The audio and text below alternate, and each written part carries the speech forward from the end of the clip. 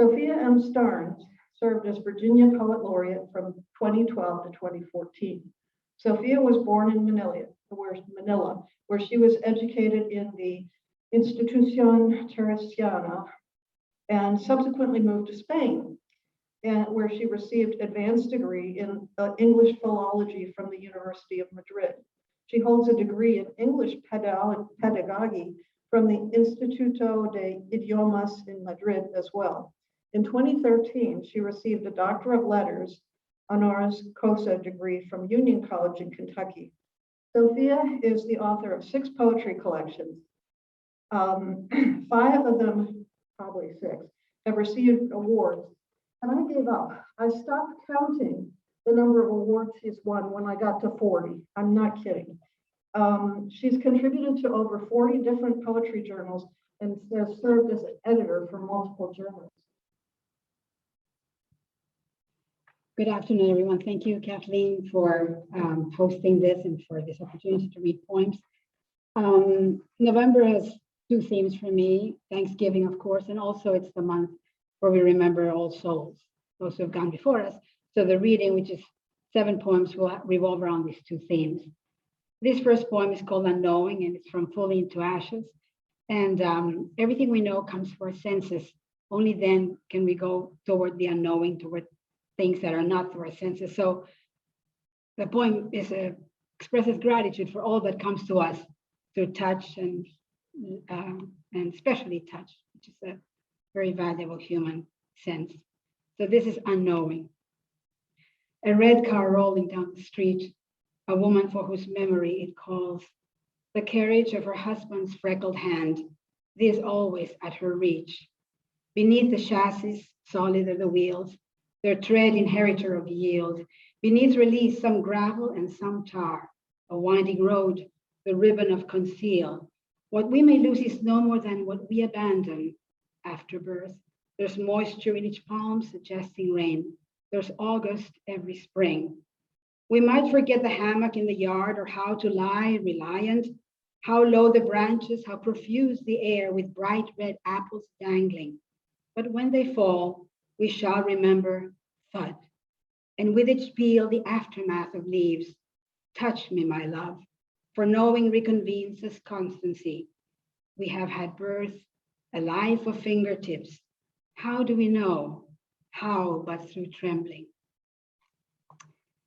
Of course, it would be impossible to understand our senses and anything we know if we didn't have language. So this poem is titled Close to the Tree. It's from The Consequence of Moonlight, and it imagines our first reception of the gift of language. And for me, that humanity is almost always symbolized as a young girl, close to the tree. She knelt and prayed for birth. And so the sparrows brought, as birds often will do, ribs from a perfect nest. But then she specified, anxious to make this true, I need a body and bones, a small and pinkish heart, an ear for voices. She prayed and asked for words, something to maul and chew, so ripe and succulent her throat would grow a need to be the human stem that storms its way to seed. And so the phrases came out of a knotty root. She was no longer shade. She was part need, part girl, mumbling of an eternity slim as a daylight page, slim as an eyelash, too slender to be flare. And then she spoke of lips, of kisses made for veins, bodies that claimed a pulse to keep her wrist at rest. Restless at last, this place for girls with godly aches. And then what to do with language. This next poem is titled Evolution. It's a short poem, it's a design. I've been working with designs lately with just 10 lines. And it imagines an early family figuring out what to do with language. Evolution. In a land of wild old-timey roses, where birds once lived as dinosaurs weathering a storm, I see a boy with gray eyes, his fingers clutching the last gosling's feather. Time has collapsed. The woman mothering him is ageless. The man with silver hair calls him son. They're a trio, a pair, a cell, Before a mile and a history disperse them. For now they cling together, do what their past could not do. They pray for what they bury. Most of us are grateful for our ancestry, if not for every ancestor.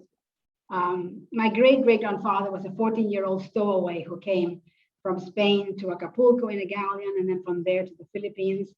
And so I imagine in the 19th century, all those children, those boys and girls who would later become grandfathers and grandmothers, our grandfathers and grandmothers. So this poem is called The Jeans We Choose. The lifting mist, a curtain lifts, remnants of a sail. Happy the stowaways that sail. I am addicted to those fans over the doorways, clear symbols out of glass. What name does each entail? Once there were diamonds on a ship, the fleers of catastrophes, young boys in caps and girls with veils. Watch them leaning on the bowsprit toward east. Some centuries turned children into birds and perched them on a boat's rail. The 19th was like this, when generations hithered, descending in a circular array, cousins, second kin, a heart's trail. Blessed are the hands and ankles wreathed in beads. Blessed too the errant gene, the rib that runs away from ribs, the bones in dark detail. Oh, wise, turn wiser with a child's breath, once more to see when roots fail. Speck in the blue, feet on a deck, it's time to raise the young sail. I forgot to say that that form of that poem is a ghazal. Little did I know growing up in Manila that I would become a Virginian, a very happy Virginian. Thanks to my husband, Bill. We've been married over 35 years. And living in Virginia, he's from Southwest Virginia, so we've crossed the state numerous times over Afton Mountain, which is a beautiful mountain. So this poem is called Lovers on Afton Mountain. The sun omnipotent for whom all children rise is now a slender broth that drips over a cliff. The sky pours out this meal on unfamiliar creatures, but no one dares to drink. And now the road's a spoon tilting in space until the lovers pause and sit and hug their knees. A panoply of weeds is feuding at their feet, pinned between road and rock, and overhead a star. They've come mostly to watch, but now they fall asleep where no one shouts, while caravans of thieves threaten the house's pinion to lower fields. Theirs is no full, their fingers round their ribs, their bonus breaths, their pluck, the shore away of shivers. They do not know their meek, hushed into powerless, from star to star, complete. One of my favorite scriptural quotations for this month of November is the one that says, our God is not the God of the dead, but of the living. And since I'd like to close the reading with this poem, also a short design, because of the month of November. Between, how could I pray for souls if they were dead, inhabiting the aftermath of life, alongside orphan sparrows no one fed, in gardens left unswollen in the spring, a knife cuts between wise and weep, and yet how wife-like is all sleep. It wakes to roses. Twilights grow dense with voices, a baby's cry, a young man's whistle, a song a throat demands. For them I pray, who hum, who lilt, who sigh, while God leans forward, chuckling at their chant.